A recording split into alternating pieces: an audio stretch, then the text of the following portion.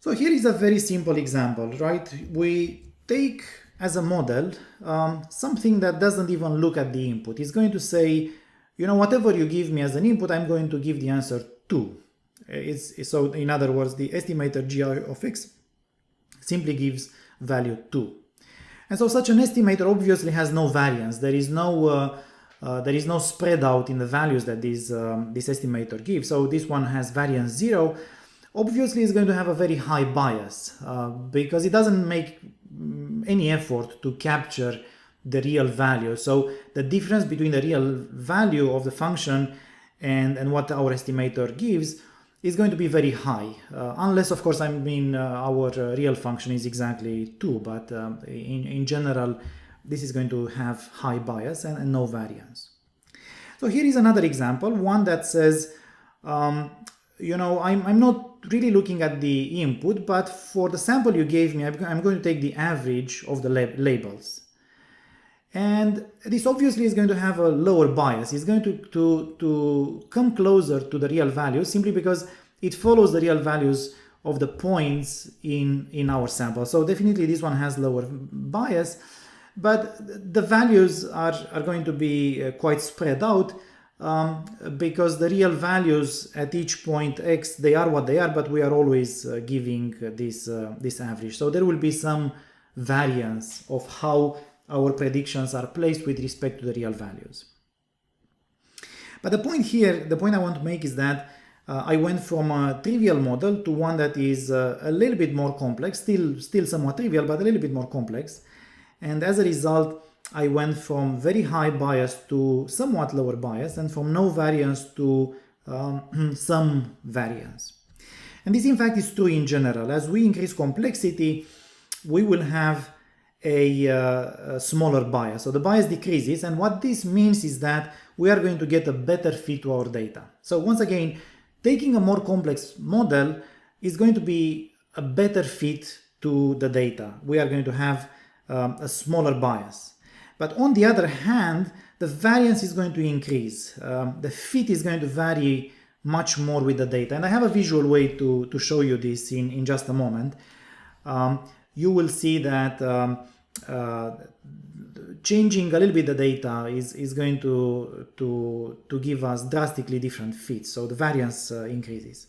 And so this is known as the bias variance dilemma. It's a trade-off between getting a smaller bias and dealing with a higher variance. And as we have seen on the previous slide, the total error that we are looking at is a combination of these things. In fact, it's the sum between the squared bias and the variance. And so here is how it looks for some examples. So the example I have is in this first plot. So that's a function I took. So that's this function f drawn with green. And I took a number of examples around this function. There is also some noise around these measurements. And we are trying to now capture or to model this function with some simple estimators. And for each one of these estimators, I'm going to take a polynomial. So I'm going to do polynomial regression. In this case, it's going to be of order 1, and then I do an order 3 estimation, and then I do an order 5 estimation. And for each one of these estimates, what we will do is we are going to take 5 samples from our function.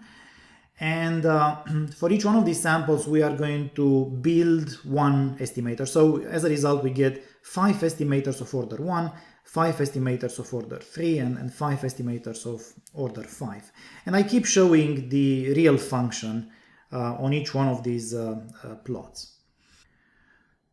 So if I'm looking at this order 1 estimator, we have, with the red dotted line, we have the average of our estimator. So this is the G bar as we denoted it in on the previous slide.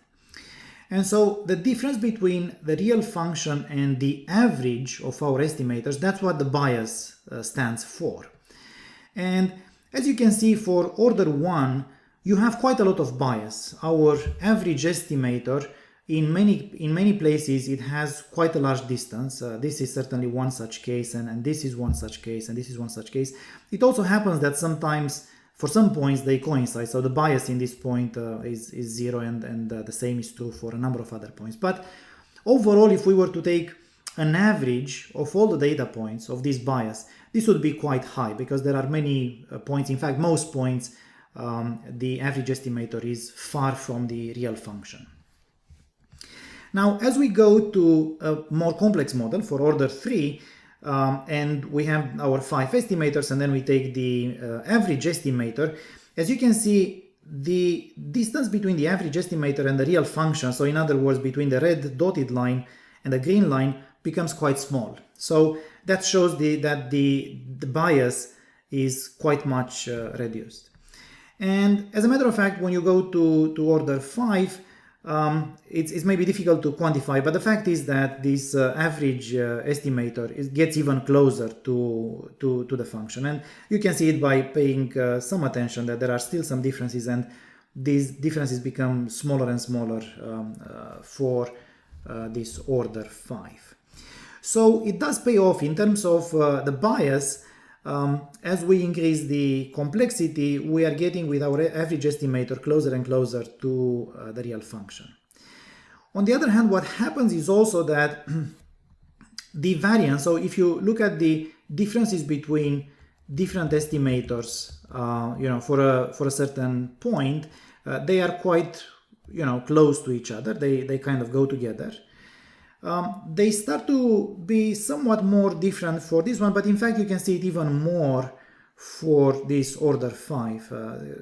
Our estimators, for example here, but also in some other points, they start to be drastically different. So what this means is that the values of our estimators start to be more spread out. So in other words, we have larger and larger variance as we are increasing this complexity of our model.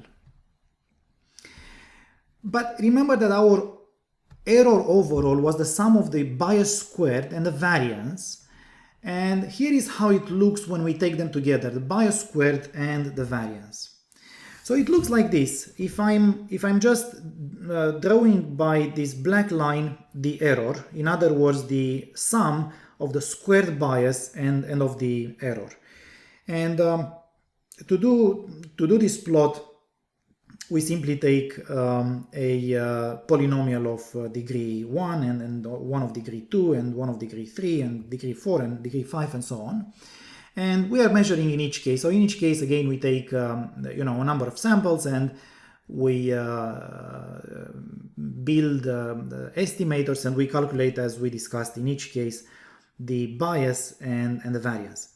So as you can see, the error overall, so the sum of the bias squared and the variance, as we go to a more complex model, the error is going to go down, and this is simply because the bias drastically goes down. But as we do is also the variance gets higher, but overall, at least in the beginning, overall the error goes down. And it keeps going down, but at some point, even though the bias continues to decrease, the variance explodes so much that the overall error is going to start to increase. And so typically we are going to see this shape as we increase the complexity of our model. The error in the beginning is going to go down, and then at some point there is a switch and the overall error goes quite high. And this is because the variance explodes, even though the bias continues to get smaller and smaller. And so the moment where we have this switch in the overall error, it stops decreasing and in fact it starts increasing. That's an indication of where the optimal model should be, where the best fit should be in terms of minimizing the error. And so the optimal model is the one that has the best trade-off between the bias squared and the variance, and this is well captured by our total error. And in practice, the bias and the variance cannot really be estimated because they depend on the real value of the function we aim to learn. And obviously we don't have that real value of the function, otherwise we wouldn't do the learning. However, we will see in the next video that even though the bias and variance cannot be estimated, the total error can in fact be estimated, and that leads to a practical strategy to select the optimal model.